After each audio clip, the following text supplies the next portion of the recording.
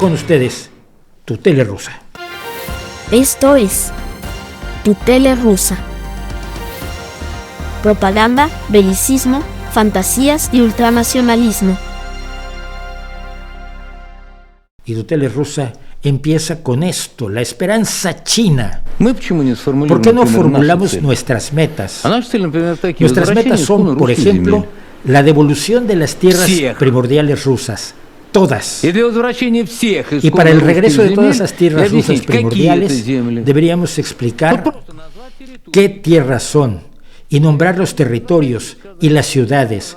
Para completar esta tarea debemos anunciar que estamos buscando voluntarios. ¿Cuántos se necesitan? 200,000, 300,000. ¿Cuántos tanques necesitamos? 3,000, 5,000, 10,000. ¿Cuántos puede producir nuestra industria?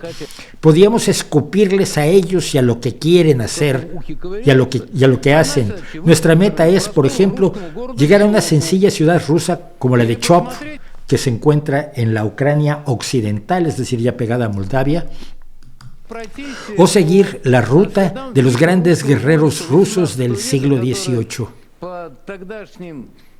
que marcharon sobre todas las tierras de Alemania antes de que Alemania se uniera siquiera. Deberíamos averiguar cómo están las cosas en la ciudad centenariamente rusa de Varsovia, que es la capital de Polonia, como sabe usted. Es decir, Vladimir Solovyov, el gran propagandista del gobierno de Vladimir Putin, nuevamente establece que las metas que debe tener Rusia no son hacerse con el Donbass, es recuperar sus tierras históricas. Y sus tierras históricas son donde usted quiera que esté. Cualquier cosa que haya sido rusa en algún momento dado de la historia, pues ahora son históricamente de Rusia para siempre. Quieranlo o no los habitantes de las tierras históricas. Yo creo que los polacos, así como los ucranianos, no quieren ser rusos. Quizás es que sufrieron mucho bajo la bota de Rusia y luego sufrieron mucho bajo la Unión Soviética. Luego por eso hasta se unieron a la OTAN, pero de eso vamos a hablar después. Ahora vamos a el tema chino, porque el tema chino tiene muy preocupados a los rusos. La relación entre Rusia y China, dice Andrei Sidorov, incluso bajo estas condiciones, mientras China está defendiendo el principio de la integridad territorial y el principio de la soberanía. En el plan propuesto, hago un paréntesis, China ha propuesto un plan de 12 puntos para detener la guerra en Ucrania. En el plan propuesto, al menos de la forma en que se le presentó a Occidente, China está ofreciendo dos cosas: el cese al fuego y detener las entregas a las partes en conflicto. No sé quién nos está dando nada a nosotros. Si el señor no lo sabe, yo se lo digo. Irán le está haciendo entregas, por ejemplo, de drones y de municiones a Rusia. Pero él dice que él no sabe que nadie le está entregando absolutamente nada a Rusia y que por lo tanto esto obviamente se refiere a las entregas que van a Ucrania. El plan de paz no contiene discusiones sobre que Rusia retire sus tropas y por eso apoyamos este plan en la reunión. Es decir, el plan de China es como los planes de Chomsky, de Podemos, de López Obrador, del Papa y de otros muchos. Un cese al fuego donde Rusia se quede con los territorios que ya ha ocupado. Una entrega del territorio ucraniano a Rusia sin contar con la opinión de los ucranianos. Apoyaremos el plan si ese es el aspecto que va a tener, pero no creo que los americanos lo acepten. Lo que es importante no es si lo van a aceptar o no, sino qué hará China si el plan es rechazado. Dirán, emparejaremos las cosas y les daremos armas a los rusos. No que necesitamos sus armas, esa es otra cosa, pero incluiría no solamente armas, sino materiales que necesitamos, no solo armas. Es decir, la idea que quieren tener los propagandistas rusos es que si se rechaza el plan de paz de China, que en principio aceptaría Rusia porque le representa mantener su poderío militar quedarse con el 25% de los territorios de Ucrania y preparar su siguiente jugada. Si se rechaza, China entonces le empezaría a entregar a Rusia no solo armas, sino materiales que se necesitan porque las sanciones, quieras que no, han hecho mella en Rusia. Pero hay otro problema que otro analista analiza que creo que es muy importante. Vemos que la posición de Rusia y China, incluso aunque entendemos que el comercio de China con los Estados Unidos alcanzó los 760,000 millones de dólares, y creo que 747,000 millones con la Unión Europea. Estamos hablando 700,000 y 700,000 millones de un billón 500,000, de un billón de dólares que China podría perder o ver gravemente disminuido si decide apoyar con armas y materiales a Rusia. Por supuesto, la presión es enorme, dice este hombre. Hagan esto o les cortaremos esto o aquello. Pese a ello, de acuerdo con nuestro embajador Igor Vladimirovich Morgulov, nuestras relaciones están en el mejor punto, como dijeron nuestros líderes. Son las mejores que hemos tenido en la historia de 400 años de las relaciones entre Rusia y China. Mira, China va por la dominación económica y no va por la dominación militar, salvo el caso de Taiwán, que es una espina en el costado de China. Pero China se arriesgaría a perder 1.500.000 millones de dólares de ingresos, parar sus industrias, algunas por lo menos de sus industrias, desemplear a su gente, devolver a su gente al hambre, por Rusia, que le puede comprar muy poco porque la situación económica de Rusia es la de un país exportador de materias primas, no es un país exportador ni mucho menos de materiales de alto valor añadido, por lo tanto no tiene recursos para comprar cosas de alto valor añadido en China. Hombre, lo razonable, aunque por supuesto la política funciona luego de otras maneras, lo razonable es pensar que China pues no se jugaría su futuro económico por el futuro militar de Rusia. Igual me equivoco. Pero hablando de eso, hay otro punto que me tiene a mí bastante preocupado. Y esto es Telerusa porque es de una rusa que ha estado haciendo la propaganda de Vladimir Putin durante muchos años, algunos años, en español, y ahora está trabajando en público en España, en el podcast de Pablo Iglesias, que tiene muchos más espectadores y público que yo, por supuesto, La Base, y está aparte trabajando en la televisión en Uruguay, y está trabajando en varios lados, o sea, tiene todos los empleos del mundo, pero en público dijo lo siguiente, y quiero que lo escuchen. Ina Afinagenova, el nombre correcto, creo. Yo destrozo todos los idiomas que no son el mío y el inglés. Cuando yo dije que había gente que estaba fingiendo que se alejaba para seguir haciendo la propaganda de Putin, ella me dijo que yo la había acusado de un delito gravísimo. Hasta donde yo sé, ser propagandista de Putin es de mal gusto, pero no es un delito todavía. Y que por lo tanto me iba a demandar. Esto fue en julio del año pasado, yo estoy esperando, no me demanda. Pero esto tiene que ver con aquello porque si tú repites la propaganda del Kremlin, eres propagandista del Kremlin. No veo otra forma de hacer las cosas. Entonces, tenemos esto. Porque defender un imperialismo regional un poquito más débil frente a otro imperialismo más fuerte, pues no sé a qué mundo nos va a llevar todo esto, ¿no? Porque a mí no me interesa que estos dos imperialismos, que estos dos burgueses se equilibren entre ellos. Entonces, a ver, Ella, por lo visto, al hablar de burgueses y demás, se está situando como una persona de izquierda marxista, de la izquierda comunista, probablemente leninista, no lo sé, es a lo que parece. Pero ella no piensa, no le quiere que esto pase. Pero estuvo años haciendo la propaganda del Kremlin en español, trabajando en Russia Today, la maquinaria de propaganda políglota o de varias lenguas de Rusia, controlada por Margarita Simonian, la mujer más condecorada por Putin gracias a la propaganda que ha hecho de Rusia. No voy a apoyar a porque todavía es más pequeño. O sea, no va a apoyar a Rusia porque es más pequeño en la lucha contra un imperialismo más grande que sería el de Estados Unidos. ¿Pero por qué lo hiciste? Tú apoyaste a Rusia, tú apoyaste el mensaje de Rusia, tú apoyaste la maquinaria de propaganda de Rusia.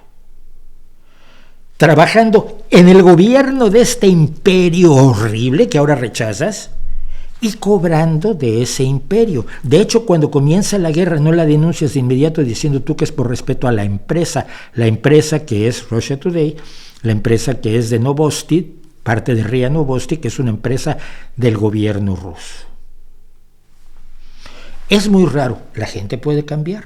Bueno, entonces quizás ya no le interesa eso. Pero luego dice algo que nos retrotrae a la propaganda de Putin. Dice: sí que ha habido pues una zona de estrés, digamos, en los últimos años planteada por la OTAN hacia Rusia. Sí que ha habido pues un avance pese a todas las promesas dadas y un avance de la infraestructura militar, incluso de la OTAN, cuando se le ha prometido a Gorbachev que no lo iban a hacer, pero esta no es la respuesta. Bueno, se le prometió a Gorbachev, supongo mientras se demolía la Unión Soviética, la OTAN le prometió a Gorbachev que no crecería, que no aceptaría nuevos miembros, que no pondría bases militares en otras. No. La respuesta es no. Este es un invento de Putin.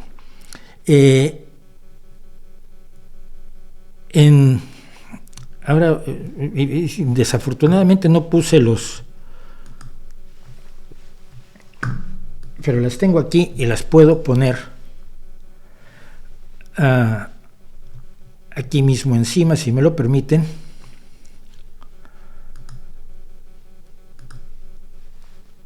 Los elementos clave de esta historia. Perdonarán, pero tengo que poner esta fotografía, esta captura de pantalla,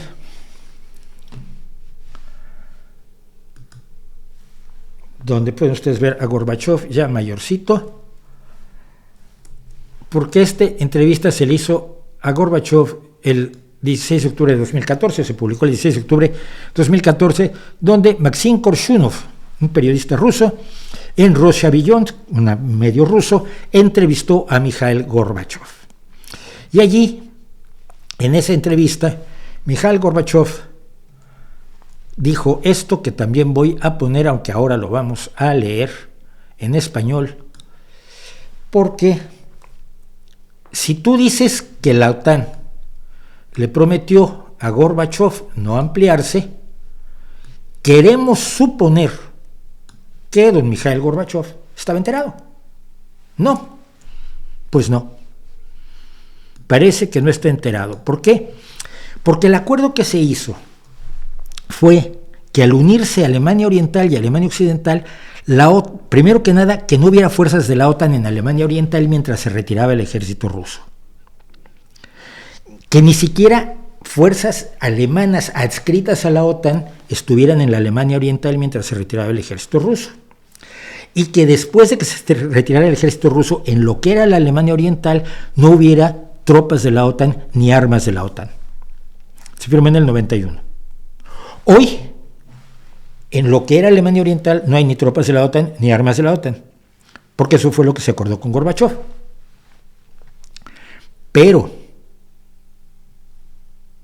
esto quiere decir que la OTAN hizo otras promesas. Bueno, ya en 2007 Putin había dicho: tenemos derecho a preguntar contra quién se pretende la expansión de la OTAN y qué pasó con las garantías que hicieron nuestros socios occidentales después de la disolución del Pacto de Varsovia. Si no hubo tal promesa. Ya está hablando de ella Putin en 2007. En 2014, en marzo, después de la anexión de Crimea, dice: los líderes occidentales nos han mentido muchas veces, han tomado decisiones a nuestras espaldas, nos han presentado un hecho consumado.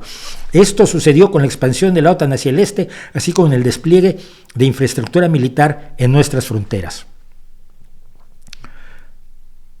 Vale, entonces se prometió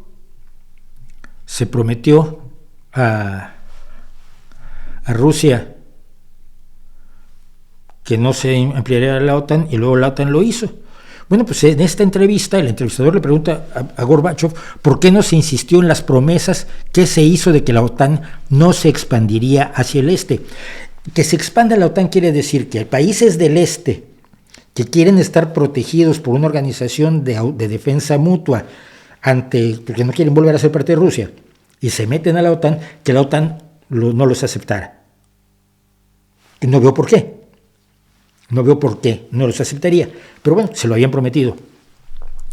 Gorbachov respondió: el tema de la expansión de la OTAN no se discutió en absoluto y no se mencionó en esos años.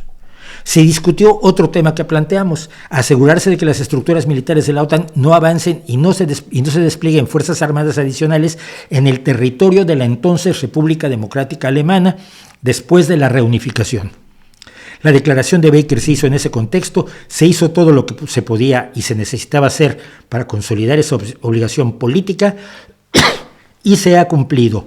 Dice el señor al que no le hicieron la promesa que Inna Afinogenova y Vladimir Putin dicen que se le hizo. La realidad es que no hay tal promesa y lo dice Gorbachov. La propaganda del Kremlin es que sí se hizo esa promesa, y una periodista que debería estar informada de lo que dice Gorbachov dice que no, que tiene razón la propaganda del Kremlin. ¿De quién está haciendo propaganda? Inna Afinogenova. Pregunto yo, a lo mejor me equivoco. Hay una organización de un tratado de seguridad colectiva que sustituyó al Pacto de Varsovia, por cierto, que es una alianza militar intergubernamental de Eurasia que consta de 6 países: Armenia, Bielorrusia, Kazajstán, Kirguistán, Rusia y Tayikistán. Estos países están unidos para defenderse mutuamente de los ataques que pudieran recibir. El Pacto de Varsovia se creó con los países que conformaban la esfera de influencia soviética para defenderse del ataque, de los ataques y de las amenazas que le suponían los Estados Unidos y los países occidentales, que a su vez hicieron la OTAN para protegerse de la amenaza y los ataques que podían llegar de parte de la Unión Soviética. Eso fue la Guerra Fría en la que ni el Pacto de Varsovia ni la OTAN dispararon un solo tiro. Eso fue la Guerra Fría. Pero si un país quiere entrar a la OTAN, ¿se está expandiendo la OTAN por decisión de la OTAN o simple y sencillamente está cumpliendo sus estatutos? Según sus estatutos, Ucrania no podía entrar a la OTAN. Esto lo sabía en 2014 cuando inició la guerra en el Donbass Vladimir Putin. Un país que está en guerra, que tiene un conflicto armado en su territorio, no puede integrarse a la OTAN. Por lo tanto, el 24 de febrero de 2022, cuando invade Ucrania, no había ninguna amenaza de que Ucrania entrara en la OTAN porque seguía el conflicto del Donbass, financiado, movido y patrocinado por Putin. Ahí está Mikhail Gorbachov diciendo que no existe la promesa, que la propaganda del Kremlin, que la propaganda de Vladimir Putin, que la propaganda de lo peor de Rusia y que la propaganda que repite Inna Afinogenova existe. Díganme ustedes que estoy acusando a la gente de cosas que no.